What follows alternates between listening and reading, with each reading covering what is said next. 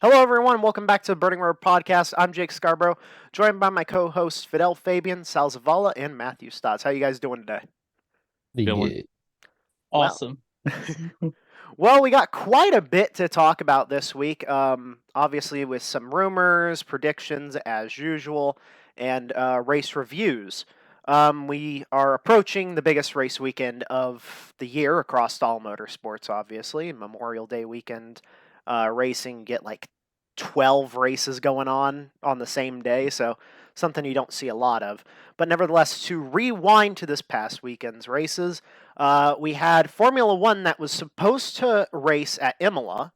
That race, however, got canceled due to the weather being practically insane there. So, with that being said, I mean, is there anything you guys have to touch on that? I mean, the race is canceled. They don't plan on rescheduling it, so that's one race off the calendar that, in the end could affect the championship. So, I don't know if you guys have anything to toss in on that. Yeah, Uh, it might pull a.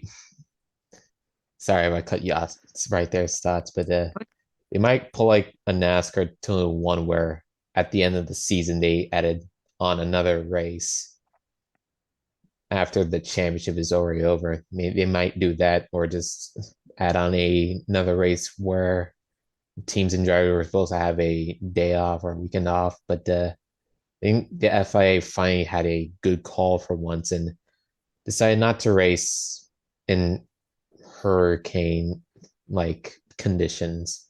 But yeah, that's all I gotta say. So, I think it was a good call. Um, Especially with how early they called it. What was it, like midweek, I want to say. yeah. Um, so I think that was probably best because there was no shot we were getting this in this weekend. So that's it.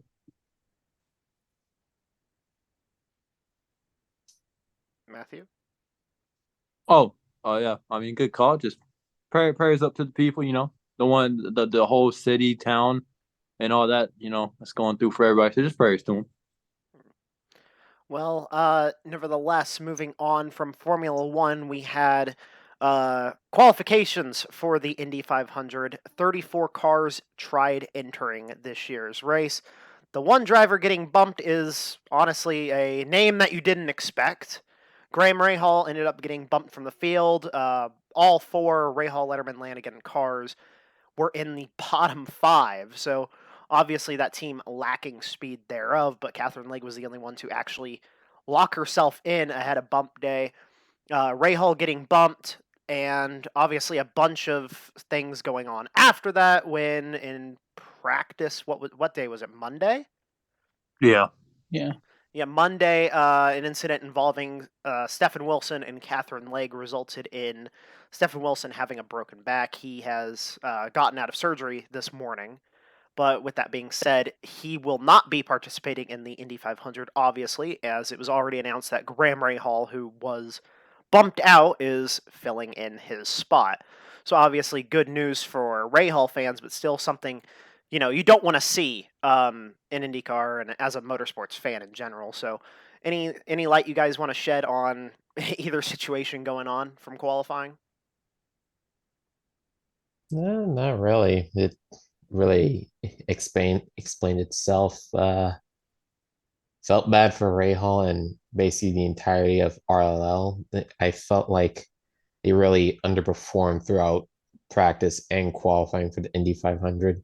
I just see someone like Rahal get bumped out of the Indy 500 for qualifying kind of hit some fans just not right. But then obviously the incident with Catherine Legg and Stefan Wilson in final practice, that was unforeseen. And luckily for Rahal, he's still in the race, but in the worst way possible. Yeah, I'm not gonna try and act like I watched qualifying. I didn't. But um, every time I do watch IndyCar or like the bits and pieces I do pay attention to, like it's just wild how massive these not massive, but like how intense they are. And I mean, hoping that everyone on involved is okay, and that's really it. Tell you, bro. Bump day is something. Makes me cry sometimes. What But made you cry this time? oh yeah, it made me cry. Made me cry. Obviously, the Wilson thing, it sucks so much. Especially just the Wilson name in general. You usually want to have a Wilson in there because who is it? Justin Wilson, Yeah. obviously. So for Stefan, I think they're brothers, right, or something like that. Yeah, Yeah, right. brothers. Yeah, also. So just to not even have him be able to race the Indy 500, it sucks. Obviously, but I feel like they went with a very experienced guy to replace him. And but it does suck though to not see him run, especially after all um all the promise I saw throughout testing and practice and stuff. Yeah. And yeah, as you mentioned, ever since Justin Wilson passed away, Stefan's been in the field each time. So for that to finally break cycle is under these circumstances is definitely upsetting for a lot of fans, especially fans that were of Justin's or now Stefan's. But that's the risk these guys take, and that's why a lot of drivers, like we've seen, we saw Grosjean, Johnson, um, who was it? Felipe Nasser. They all opted out of the ovals originally because they didn't want to risk it, and they know the risk. Obviously, there's a risk anytime, but there's a few of these guys that just have to suck it up and say, this is what we do for a living. This is what we have to do, and that's a part of the risk. Obviously, the crash, if anyone has seen it, I'm sure you guys can agree with me that there was nothing anyone can do there. You have a bunch of people in practice trying to get slip laps, and everyone's checking up in turn one. Catherine had nowhere to go except into the back of Stefan. At that point, you're just along for the ride. So, shitty circumstances is definitely the right choice of words for what happened. But to see Graham in the field, it's cool to see. At least we get one a big name back in the field, but something that he shouldn't have been in the field under these circumstances, to say the least.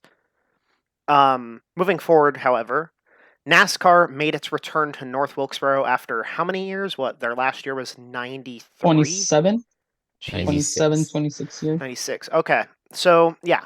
Truck had the Truck Series had a race there, points giving, and then Xfinity was off week for whatever reason. I don't understand that one really.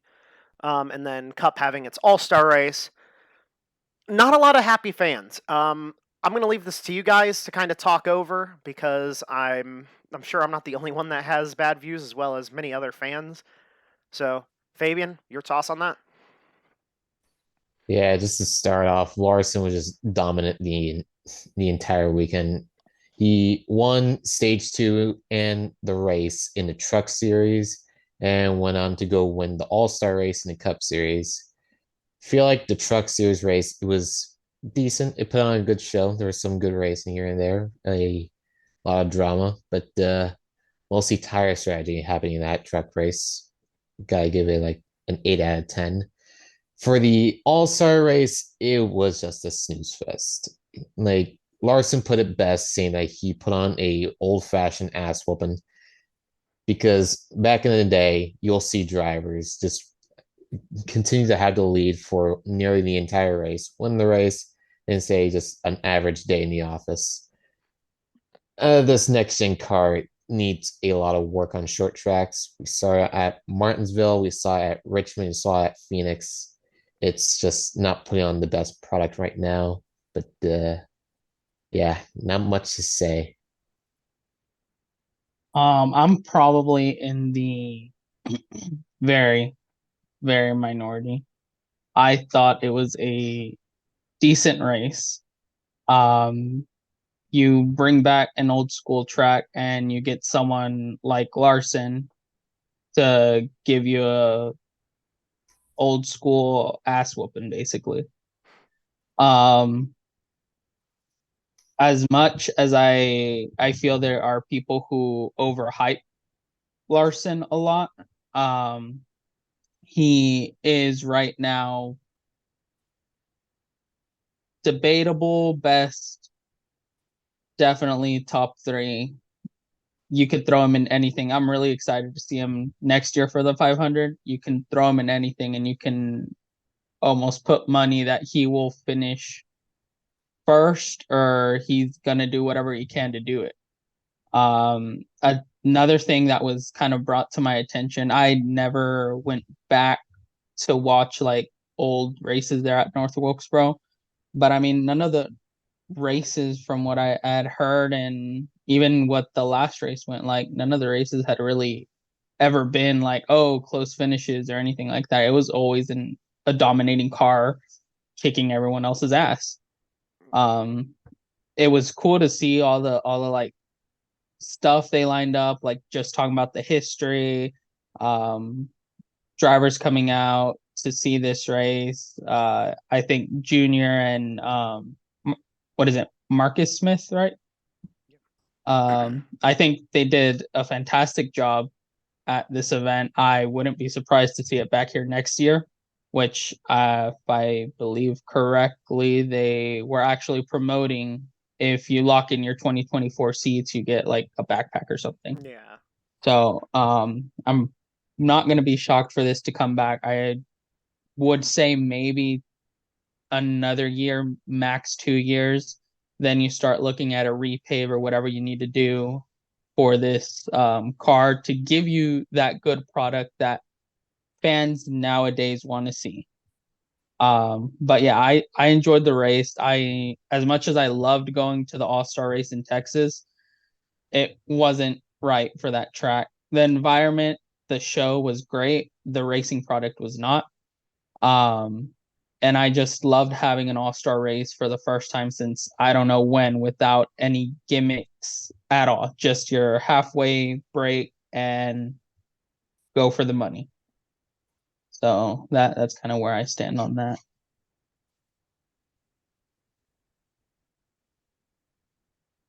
Stotts, I guess, has someone in his room. All right, sorry. Had some people You're walk good. in. Yeah, had some people walk in. Truck race was great. Especially for the first time back there since who knows how long, whatever years y'all been throwing at me. Um, um, Cup race, it was pretty awful, man. I don't necessarily blame the track. It's more on the package. It's going to be a problem for the rest of the year. You can't do a damn thing about it. So we're going to be stuck with that until at least next year. Hopefully just next year we'll have that fixed. If not, then we've got bigger problems. So, um, but yeah, race was not as entertaining as I hoped, but um, just seeing us back there was kind of cool. Still gonna give some heat though, because just no real no real passing, but that's due to the package. So it was a race. That's all I can really say about it. Like Sal said though, no gimmicks, man. That was probably one thing I was probably the most happiest. No funny business, no nothing like that. It felt like a straightforward type of race. It felt like an ARCA race where they had their mid break, which is normal. So just felt simple as hell, and I liked it. I like that part. Yeah. Well, I didn't get the opportunity to watch the truck race. I just know Larson won it. I saw a little bit of footage that, these guys were having to dip right under the apron to kind of make the car rotate a little bit more on exit to get that runoff.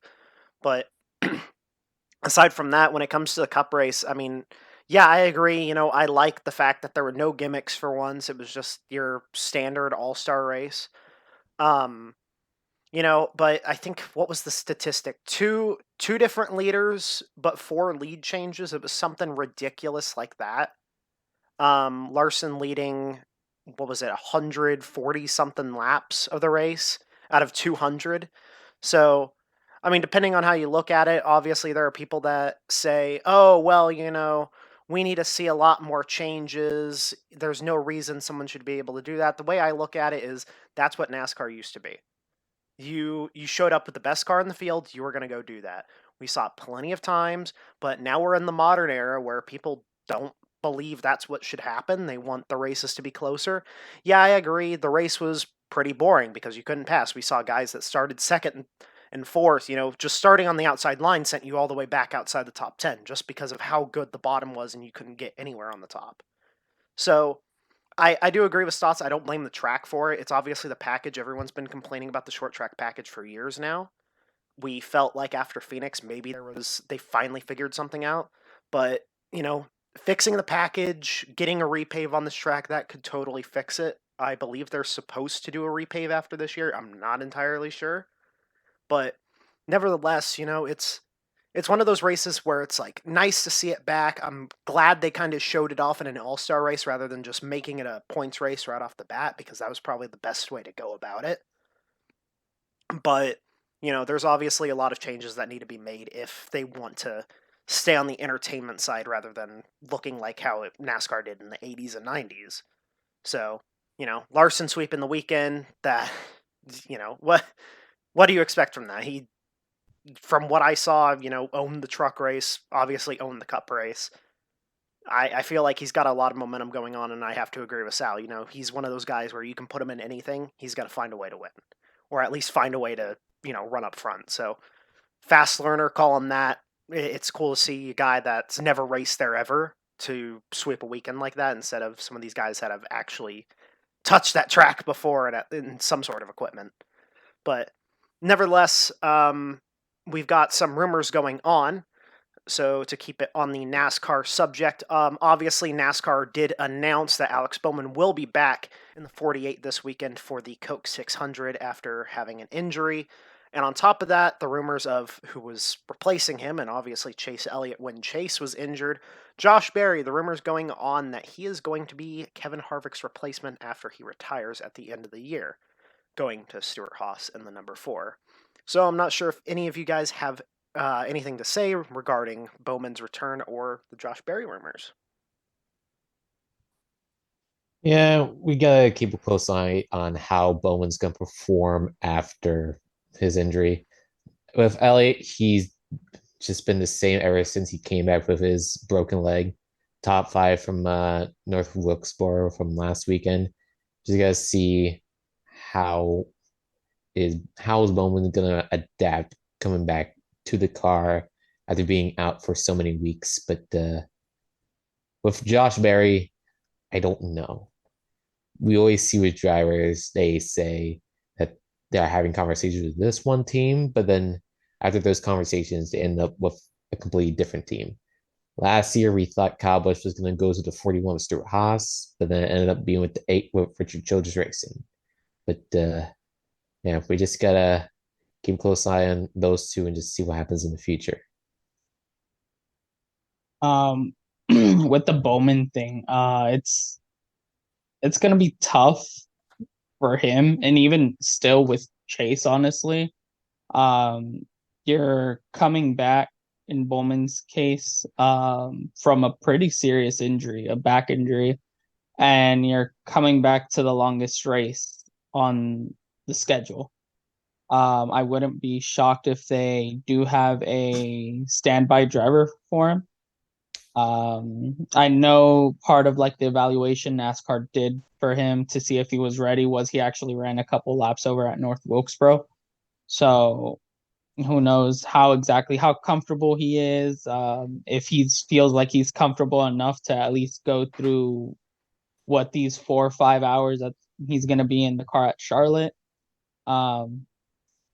So hope he can keep performing, because I mean he was having a pretty good season up to that point. And the Josh Berry rumors, I hope they come true. And if you think about it, it kind of makes sense because Bush's company, I forget the name, they sponsor that company with another beer that just happens to be very good friends with Josh Berry. So I know people, I don't know if you guys have heard this, but there's also been like rumors going around that Tony kind of will be putting in like less effort into the team now that Harvick's gone, since Harvick is like the last true guy that like he pushed for.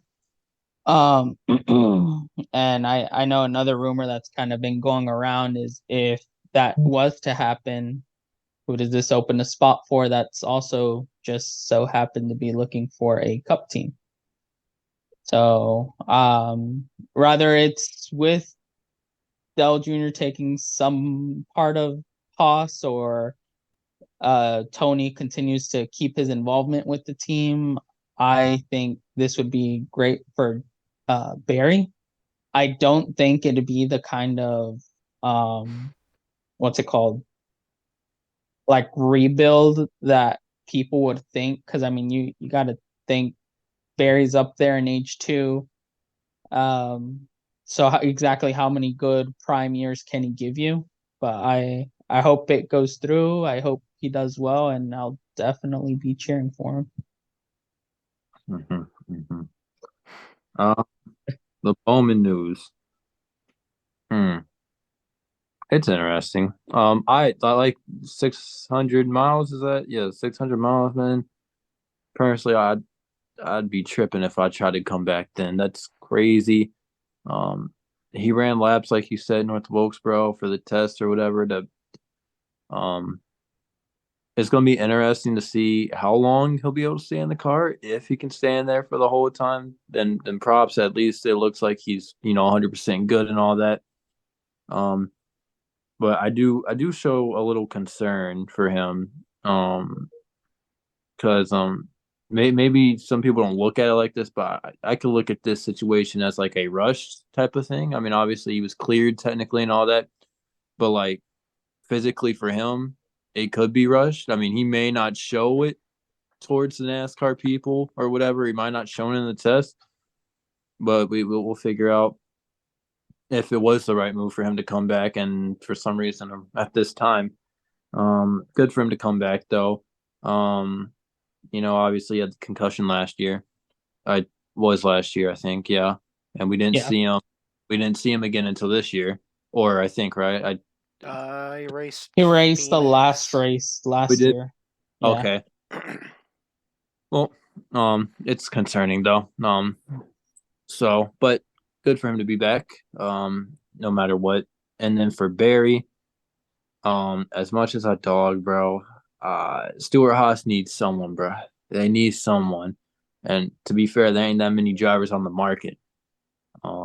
I mean, you can get Riley Herbst if you really want to push your luck here, but let's be real, Riley Herbst probably need to lay low in Xfinity for another year or two. And then I look at Harrison Burton, man.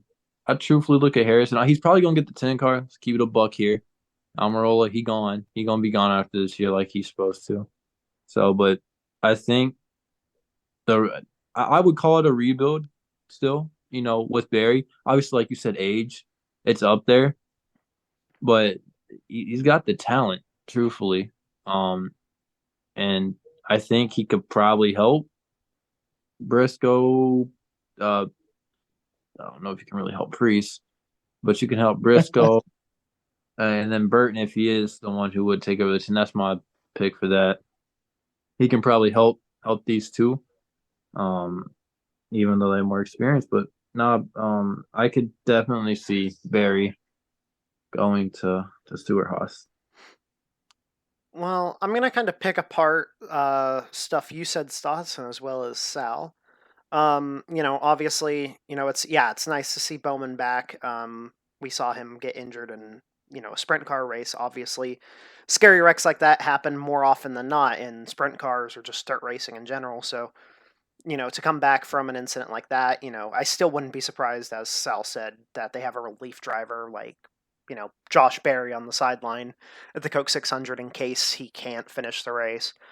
But, to kind of pick apart what Sal was talking about with the Tony Stewart just kind of stepping away a little bit, I wouldn't necessarily disagree with that because Tony's enjoying it over in NHRA. Obviously, he's over there with his now wife.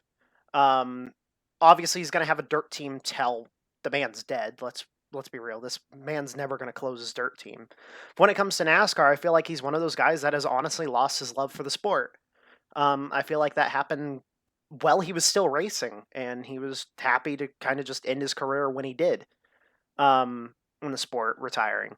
But I could honestly see Harvick taking over an ownership role within the team after this year to stay involved with the sport, because I feel like he's one that still has love for it, because that's what his life has always been. Um, Obviously, I wouldn't be surprised if we see Gene Haas get kicked to the curb, considering the team's performance in F1. He and Tony got into a lot of disagreements from what we heard during the postseason, where Gene was pushing for, oh yeah, let's keep Custer in the Cup ride. Tony didn't want that, and it was just a constant back and forth basis. Obviously, Tony got his way in the long haul, but I wouldn't be surprised to see Gene get kicked to the curb, and honestly, Harvick take over like a main ownership role under the name like Stuart Harvick Racing. That way, it's still SHR, I guess. But Stotts also mentioned, Almirola's probably going to be out of the 10 this year. I wouldn't necessarily say Harrison Burton, although I would like to see Harrison Burton be in that ride. I really do think Todd Gilliland's got something that a lot of people aren't seeing. He's in a jeopardized situation right now. He's bouncing between two different teams throughout the entire year, running a full season, still for points, in three different car numbers for two different teams. He's outperforming the equipment each week, it seems. And sure, he may not make the playoffs because the equipment, let's be real, isn't that good.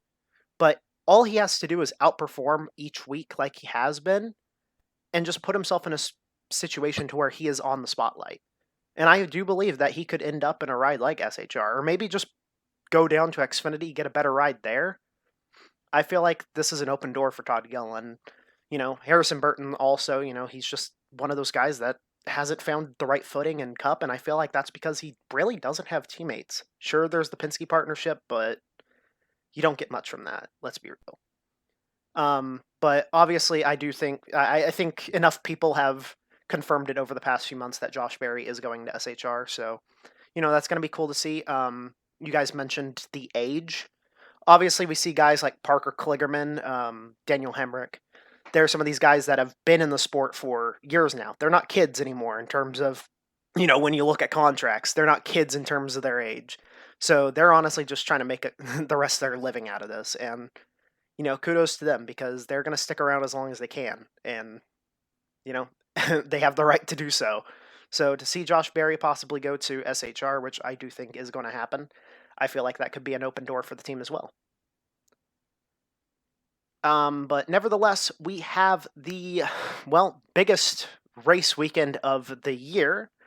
NASCAR, all three of their series tackle the Charlotte Motor Speedway. Formula One goes to Monaco, and IndyCar with its Indy 500. So we can kick off with Formula One, obviously the podium predictions, as we typically do here. Fabian, your go.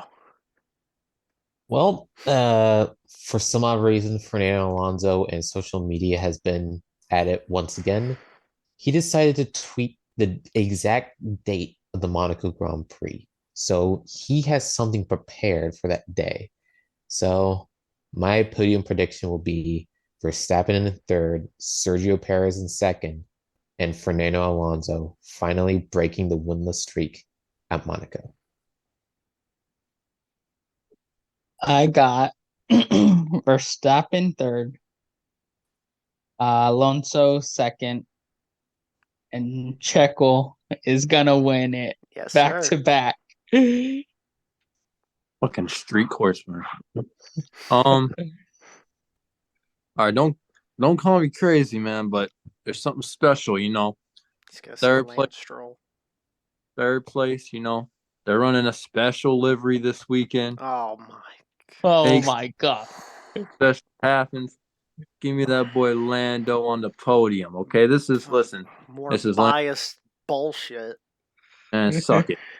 P2, give me Jorge Russell.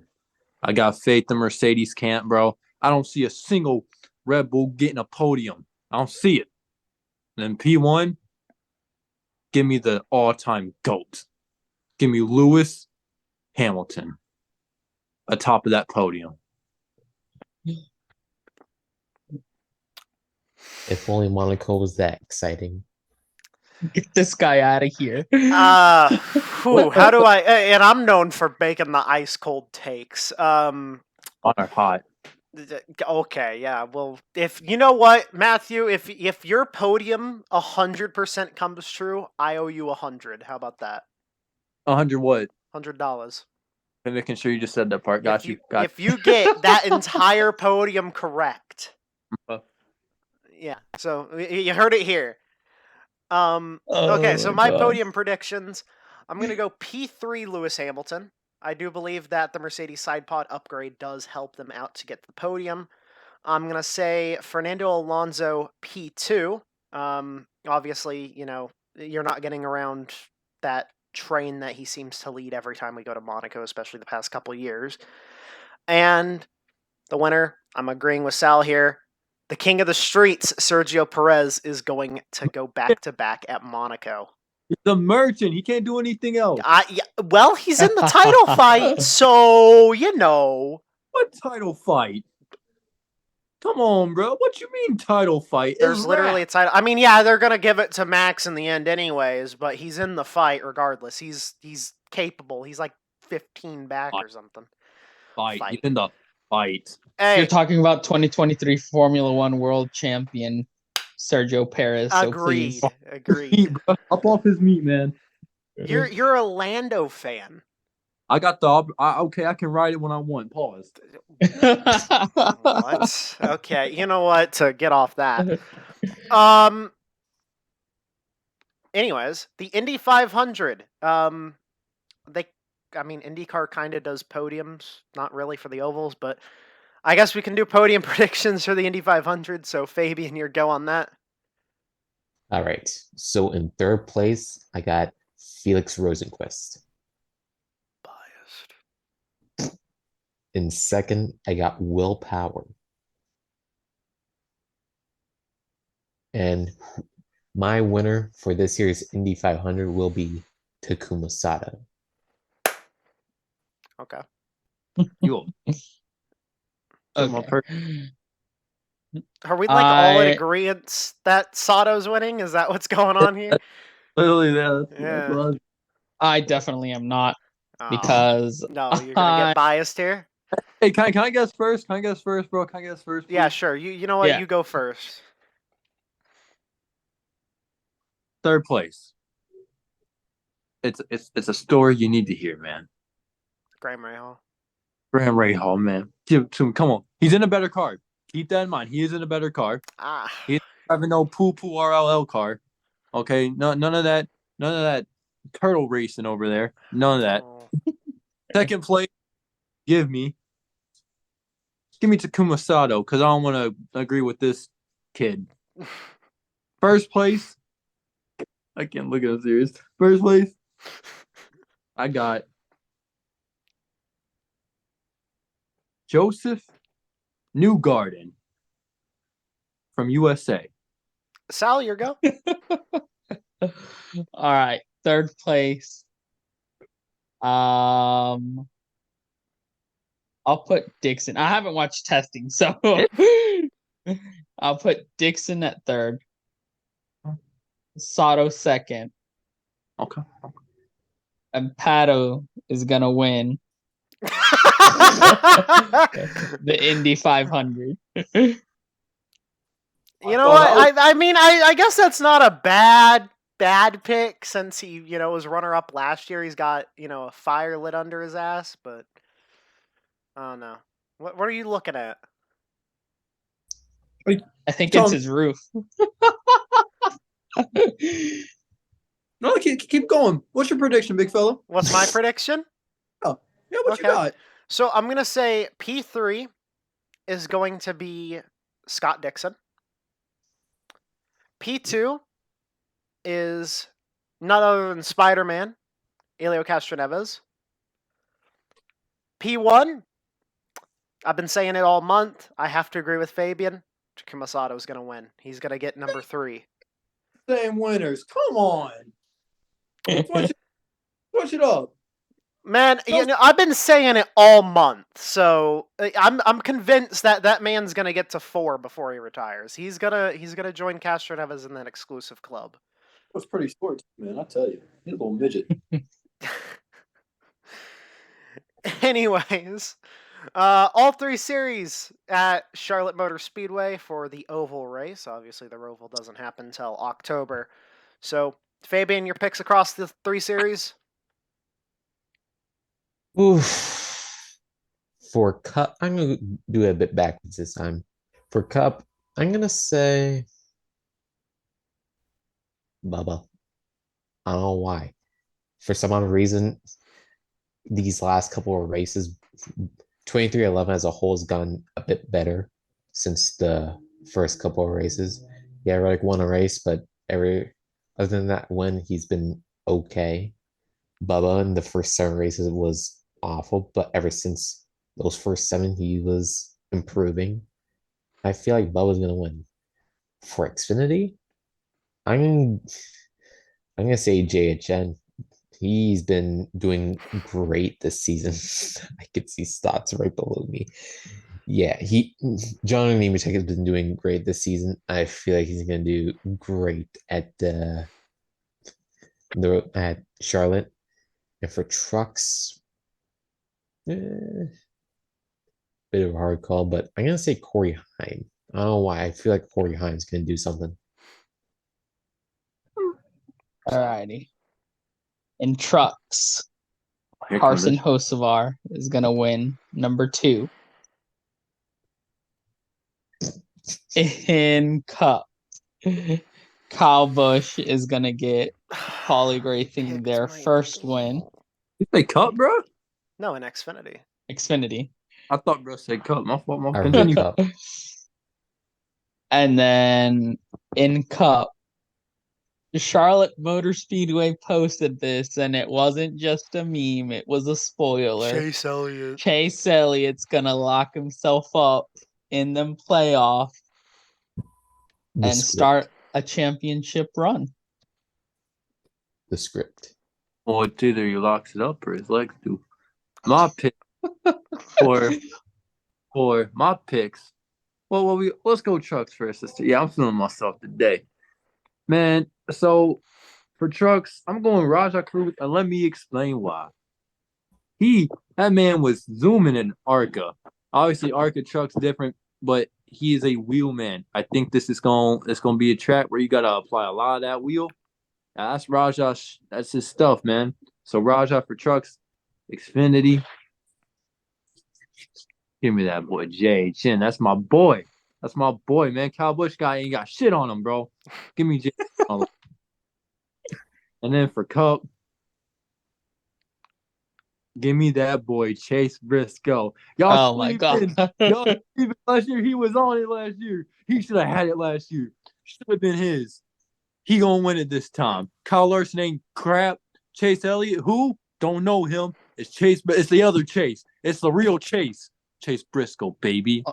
That prediction will be gone by lap 25 when he's running 32nd. Yeah, and Chase Elliott's legs will be too. Oh boy. Well, I'm making a little bit of a different choice across the 3 series. For trucks, I feel like we're going to see a little bit of a ARCA battle. We're going to see Taylor Gray, Nick Sanchez battle for the win, but I think Taylor Gray comes out on top. When it comes to Xfinity, I want to agree with Kyle Busch.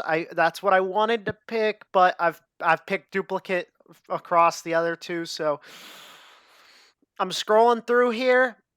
Ty Gibbs is going to win. Oh, fuck. He's racing? Oh, that's true. Yeah, Ty Gibbs is going to win. It's going to have blank stare into the camera. Ty Gibbs is going to win. As for Cup, geez, who is racing? Every Cup regular we watch. Shut up. For real. Bro's gonna pick Jimmy Johnson. Oh God, he is racing. Oh, oh my! I forgot. Hey, at least I'll automatically make the race this time. I think.